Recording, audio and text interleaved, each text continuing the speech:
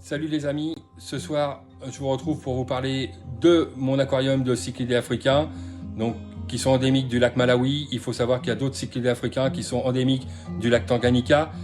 Pour ma part, ce sont ceux du lac Malawi. Il faut savoir qu'il y a plus de 600 espèces dans ce lac et ils sont séparés en deux groupes. Donc les Mbounas qu'on appelle plus familièrement les frappeurs de pierre et puis les non-Mbounas qu'on appelle les Aplochromis. Donc pour les Mbounas, ce sont des poissons assez petits, de taille moyenne, qui vivent dans les roches, milieu beaucoup rocheux, pour se cacher, pour jouer, etc. Leur principal aliment, ce sont les algues, les petits crustacés. On dit que ce sont des végétariens et des omnivores. Ce sont des poissons assez joueurs entre eux. Donc on retrouve dans la famille des Mbounas les Melanochromis, les Cynotilapia, les Labidochromis et également les Pseudotropheus.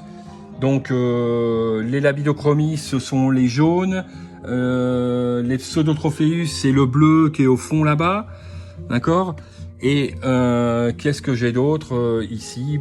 C'est tout ce que j'ai dans les Mboumas.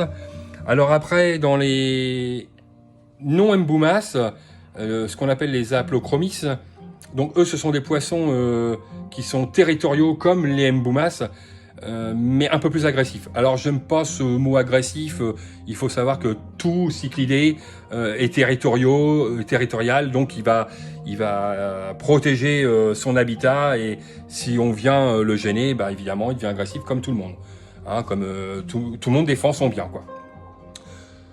Donc ces non-Mboumas, ils ont un régime alimentaire qui est pareil que les Mboumas.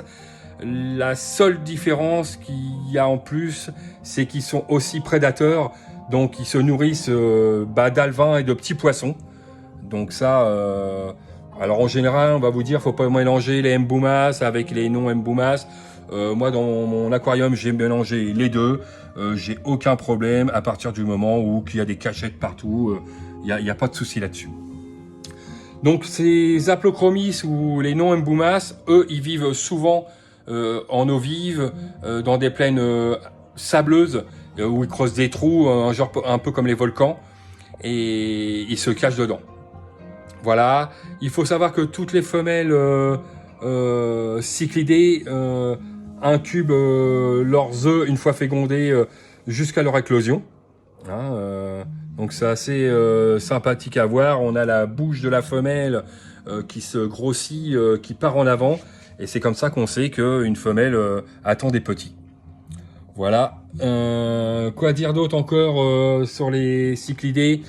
Pour ma part, voilà. Pour ce soir, je pense que c'est une bonne approche. Donc dans mon bac, j'ai du Labidochromis, donc le jaune. J'ai du Nimbochromis qui est là. Voilà, le Nimbochromis tacheté.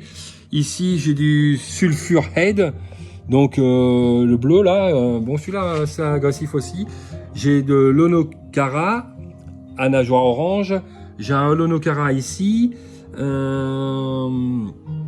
un Red Paro, donc ça c'est un hybride qui a été créé à Taïwan en 1986. Donc celui-là, vous le retrouverez nulle part, dans aucun lac. Et j'ai aussi un Ancitrus, qui doit être caché quelque part. Et j'ai mis un cichlidé américain, parce que celui-là me plaisait lorsque je l'ai vu. C'est un Cyclosoma, donc assez sympa. Et j'ai aussi un Nemichromis, lui qui est d'origine du lac du Congo, qui se trouve dans le fond là-bas.